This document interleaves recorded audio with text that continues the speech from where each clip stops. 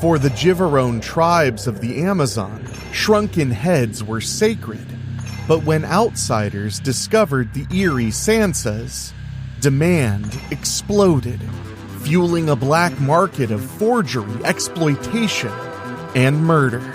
Join us as we trace the path from ritual to trade. What you are about to hear is believed to be real, based on witness accounts, testimonies, and public record.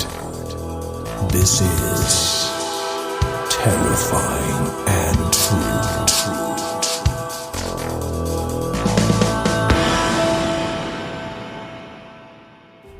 In the 1950s and 60s, you could walk into almost any toy store in America and learn how to create your very own shrunken head. No, really. The box itself featured a photo of the spooky and spectacular Vincent Price holding two shrunken heads, and the box read, "Shrunken Head Apple Sculpture" by Milton Bradley. The fine folks who brought you The Game of Life, Twister, Operation, Battleship, Candyland, and so many more. But what became a prime example of mid-century American kitsch has a much darker backstory, one that's always fascinated me. So tonight, we're taking a look at the dark trade right after this.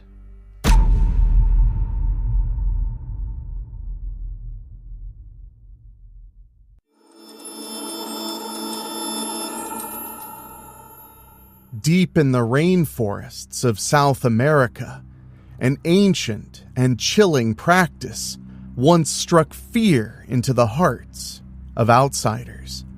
The creation of shrunken heads, known as Tsantsas, was more than just a gruesome ritual. It was a symbol of power, vengeance, and spiritual control. For the Jivarone tribes, these eerie relics were believed to trap the souls of their enemies, preventing them from seeking revenge in the afterlife.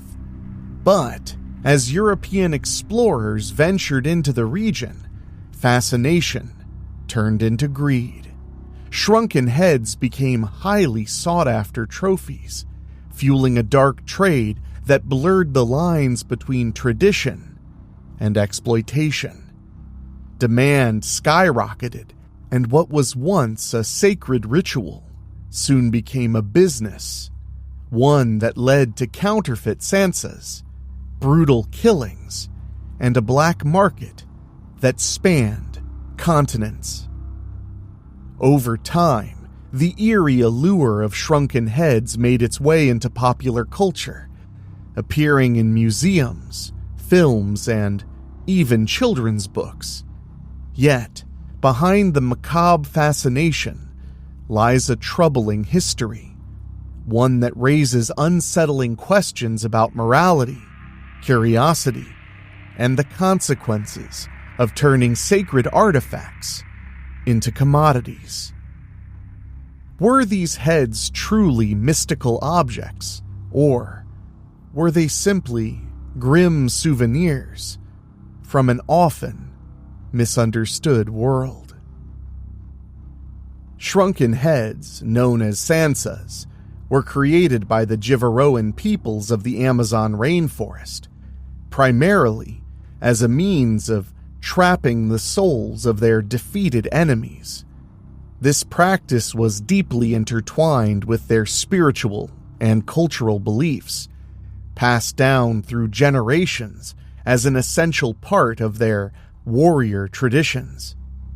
A shrunken head is a severed and meticulously prepared human head, reduced to a fraction of its original size through an intricate preservation process. These heads were not merely gruesome trophies, but held significant spiritual and social value, used for rituals, intimidation, trade, and other cultural purposes.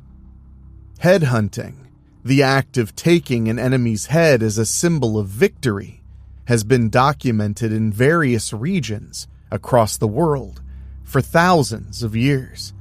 However, the specialized technique of head shrinking appears to have been unique to the Jivarone peoples of the northwestern Amazon rainforest. This group includes the Shuar, Achuar, Huambisa, and Aguaruna tribes, who inhabited parts of what is now Ecuador and Peru. While other cultures collected heads for ceremonial or military purposes, the Jivaroan people developed an elaborate process to shrink and preserve them, believing that this practice granted them power over the spirits of the deceased. The process of creating a Tsantsa was not undertaken lightly.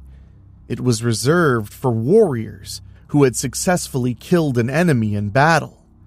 The Shuar people believed that by shrinking the head, they could harness the power and spirit of their fallen foe, preventing it from seeking revenge and redirecting its strength to benefit their own community.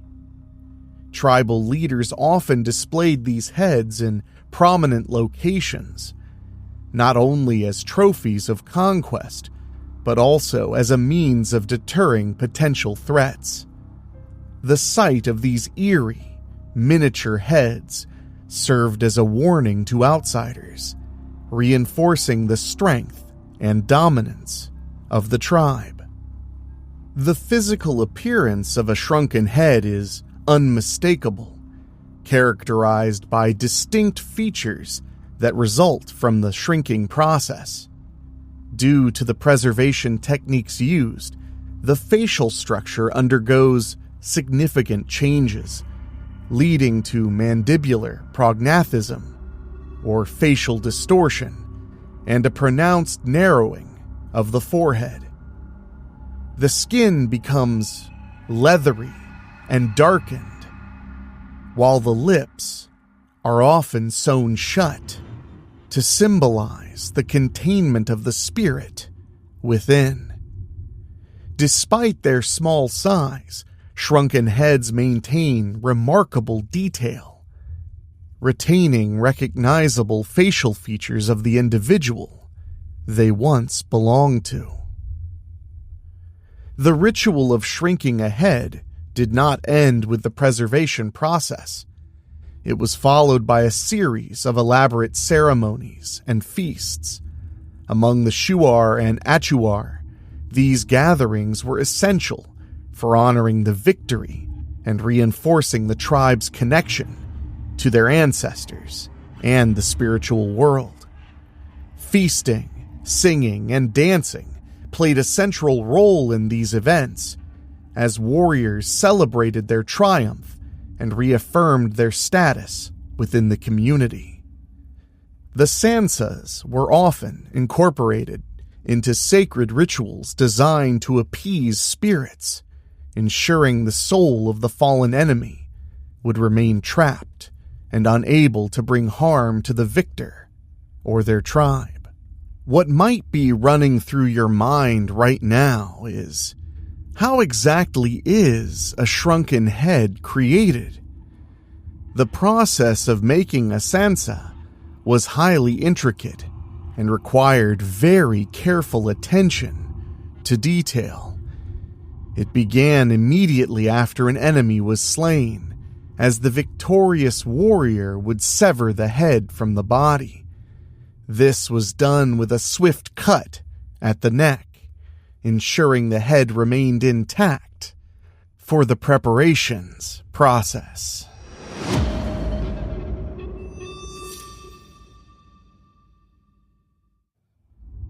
Once removed, the skull itself was carefully extracted by making an incision at the back of the head.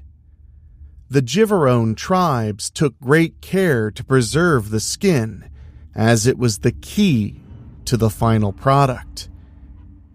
After the skull was removed, the head underwent several preparatory steps.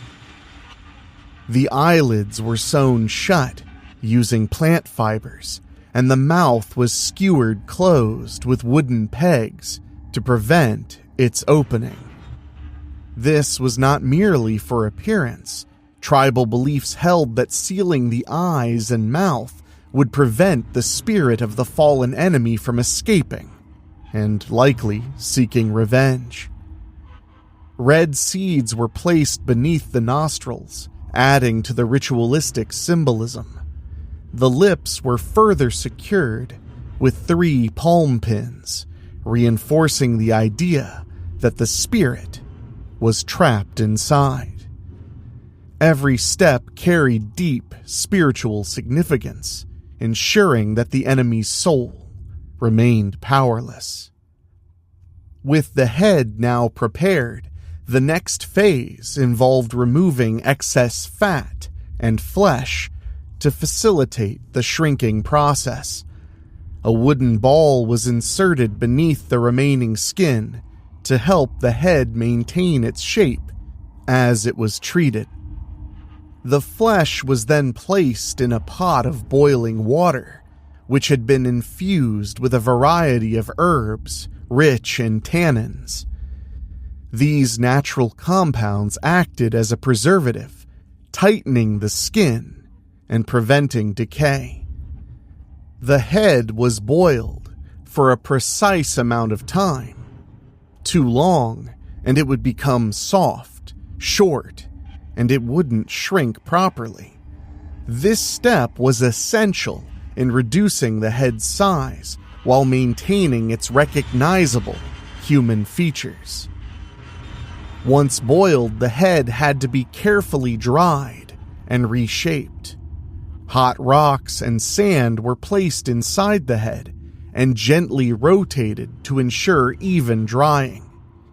This process helped mold the face back into a more human-like form, preventing it from collapsing inward.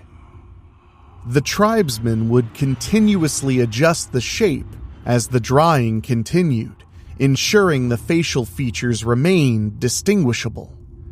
At this stage, the head took on its characteristic leathery texture, significantly smaller than its original size, but still retaining its macabre detail. To further enhance the preservation and spiritual protection, the head was coated with charcoal ash. Much like the stitching on the eyes and mouth, this was believed to strengthen the barrier, keeping the enemy's vengeful spirit trapped within. The darkened skin also added to its intimidating appearance, making it a striking object of power. As a final step, the head was placed over a fire to harden and darken even further. This final heating process ensured that the Tsantsa remained durable and would not deteriorate over time. The last stage of the ritual transformed the shrunken head into a wearable trophy. The wooden pegs that had previously held the lips together were removed, and instead, strong cords were threaded through to secure them permanently. A small hole was made at the top of the head, allowing a string to be passed through so that the warrior could wear it around their waist. This was a mark of status, proof of their triumph in battle, and a representation of the power they had gained. The creation of a Tsantsa was far more than a gruesome craft. It was a sacred tradition that reinforced the warrior's spiritual and social standing within their tribe. The practice of preparing shrunken heads was not originally done for display or trade. It held deep religious and spiritual significance for the Jivaroan peoples, helping to ensure that the warrior who had taken the head would not suffer any supernatural consequences. The process was more than a method of preserving the head. It was a ritual meant to control and contain the spirit of the fallen foe. The Shuar people, one of the Jivaroan tribes known for this practice, had a very complex spiritual belief system that revolved around 3 fundamental spirits. The first, Wakani, was an intrinsic spirit that all humans possessed, one that survived even after death. The second, Arutum, meaning vision or power, was a protective force that shielded a person from a violent death.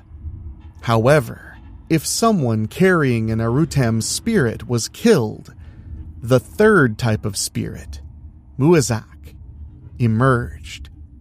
The Muazzak was a vengeful entity that sought to punish the person responsible for its death. To prevent these spirits from using their supernatural powers, the Shuar severed their enemies' heads and performed the aforementioned shrinking process. This ensured that the Muazzak spirit was trapped within the head, rendering it powerless and unable to cause harm. Beyond its spiritual function, the creation of shrunken heads also served a strategic and psychological purpose. Displaying these heads acted as a warning to enemies, demonstrating the strength and dominance of the tribe. The sight of numerous Tsantsas hanging outside a village or worn by warriors would discourage potential attackers, reinforcing the tribe's reputation as fierce, formidable, and deadly.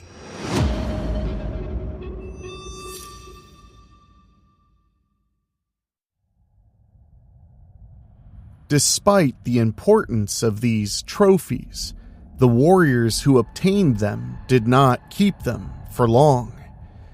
Many Tsantsas were later used in religious ceremonies and feasts that celebrated victories, honoring the spirits of the fallen while reinforcing the power of the warriors and the community as a whole. Accounts vary on what happened to these heads after the ceremonies.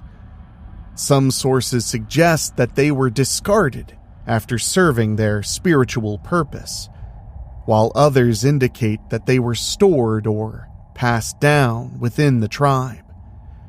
Regardless of their final fate, these shrunken heads remained a powerful symbol of war, spiritual control, and tribal identity. However, this sacred practice eventually drew the attention of outsiders. During the 18th and 19th centuries, European explorers who ventured into the South American rainforest encountered the Jivaroan peoples and their customs. Finding themselves fascinated by the eerie appearance and mysterious origins of the Tsantsas, these explorers began to collect them as souvenirs, taking them back to Europe and North America. The demand for shrunken heads grew rapidly as curiosity spread. Western collectors, museums, and private buyers sought these artifacts, fueling a booming trade. The fascination with shrunken heads was not just limited to scholars or collectors of rare ethnographic items. Tourists and adventurers also became eager to own them. As a result, the economic incentive for acquiring Tsantsas led to unintended consequences.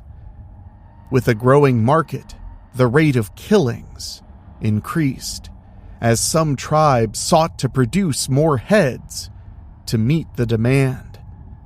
This shift transformed what had originally been a spiritual and ritualistic practice into a commercial enterprise driven by profit. The Western demand for Tsantsas contributed to the rise of what became known as headhunting and headhunting parties, as traders and buyers sought more shrunken heads. Some individuals and groups began to exploit the practice purely for financial gain, stripping it of its original cultural and religious context. The once sacred ritual became entangled with commerce, altering its significance and leading to violence fueled not by tribal warfare, but by economic interests. The trade in shrunken heads became increasingly profitable during the late 19th and early 20th centuries. With demand surging among collectors and explorers, the Shuar and other Jivaroan groups frequently exchanged these macabre artifacts for valuable goods, particularly firearms, with reports suggesting that one shrunken head could be traded for a single gun. However, weapons were not the only items sought in exchange. By 1910, curio shops in Lima, Peru, were selling shrunken heads for the equivalent of a British gold sovereign. Prices steadily climbed over the years, reaching £5 in Panama by 1919. By the time the 1930s arrived, when the trade was at its height, a single head could fetch approximately $25. When adjusted for inflation, that's around $478. Recognizing the violence fueled by this demand, authorities in Peru and Ecuador eventually took action to prohibit the trafficking of human heads. As the market for shrunken heads expanded, so did the production of counterfeits. In Colombia and Panama, individuals with no connection to the Jivaroan tribe or tradition began fabricating fake Tsantsas to capitalize on the lucrative trade. Some used human corpses taken from morgues, while others crafted imitations using the heads of monkeys, sloths, or even goatskin. The prevalence of forgeries became so widespread that by 2001, researcher Kate Duncan estimated that roughly 80% of all shrunken heads held in museums and private collections were indeed inauthentic. Many of these counterfeits included female heads or even entire torsos, elements which were never part of traditional head-shrinking practices, further exposing their fraudulent nature. The fear of being captured and having one's head shrunken persisted well into the mid-20th century. An explorer attempting to reach the Shuar region of Ecuador faced significant challenges, as local inhabitants refused to guide him through the jungle, fearing for their own safety. Although the official trade had been banned, interest in shrunken heads remained high. By the early 1950s, London newspapers such as The Times featured advertisements for these gruesome artifacts, with prices soaring to $250 by 1951. Adjusted for inflation, that's over $3,070.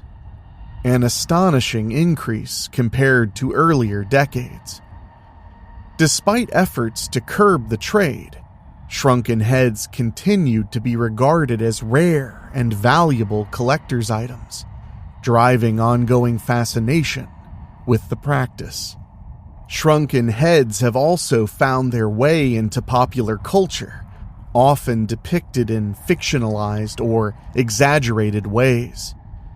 The 1988 film Beetlejuice included a ghostly, shrunken-headed hunter, and by the movie's conclusion, the titular character himself was subjected to the same fate. In the 2024 sequel Beetlejuice, they brought back the hunter now named Bob, alongside other spectral figures with shrunken heads who work in Beetlejuice's call center. These portrayals have helped cement the shrunken head as an eerie and mystical object in modern folklore, often straying from its true cultural origins.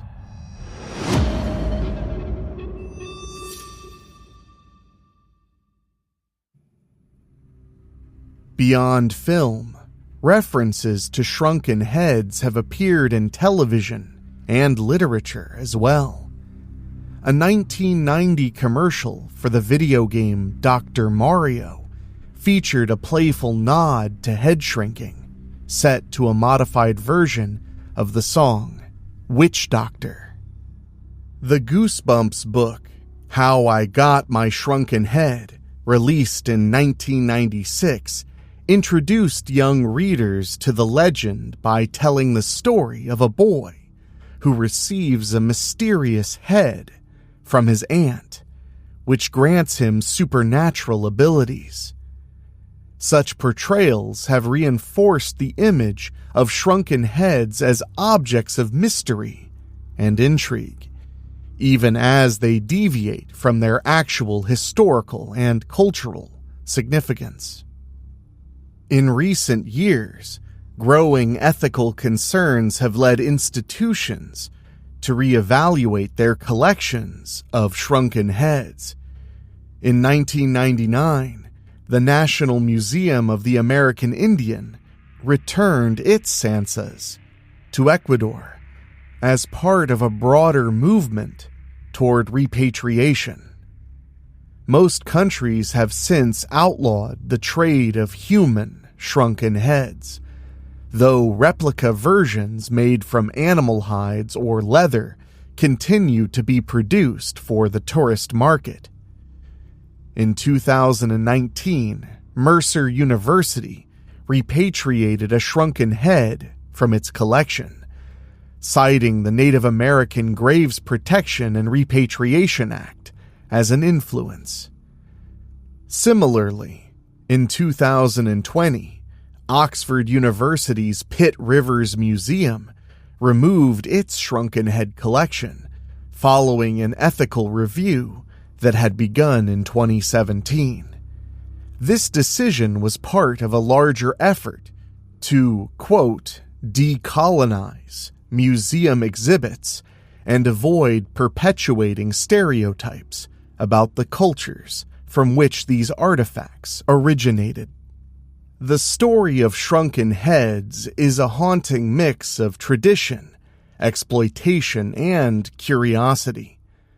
What started as a sacred ritual among the Jivaroan tribes, a way to honor the dead and protect against vengeful spirits, was twisted into something far darker once the outside world took notice.